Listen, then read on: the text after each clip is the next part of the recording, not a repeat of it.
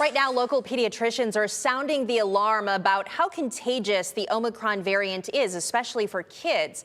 But it can be difficult to decipher between the new variant, the flu, or even just a cold. Amy Steigerwald breaks down how you can safely send your kids back to school. So we're seeing a huge increase in the number of cases across the population, and kids are certainly not being spared by that. Over the past week, doctors have seen an uptick in the number of kids being admitted to Mercy Children's Hospital, specifically for COVID-19. More children are contracting the Omicron variant compared to previous COVID-19 variants, as it is much more contagious. And the trend for adults holds true in kids.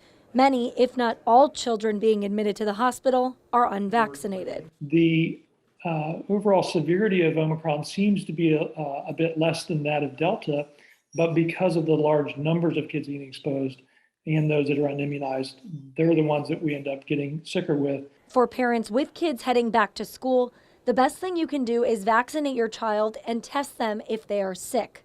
If that's not a possibility because of the lack of tests that are available right now, pediatricians say you should automatically assume it's COVID-19. So we would say to families, if you don't have the ability to get tested, then I think the safe thing to do is assume that you possibly have COVID and quarantine and isolate accordingly.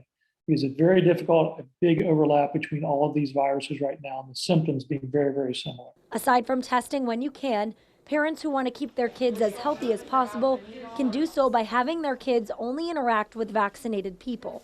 Dr. Mills says this is especially important when it comes to children under 5 years old who cannot get the vaccine yet, or for kids who are immunocompromised. As kids head back to the classroom this week, one thing parents can do is encourage their child to wear a mask while they are at school, specifically a mask that can wrap around their nose, as it provides better protection against the Omicron variant.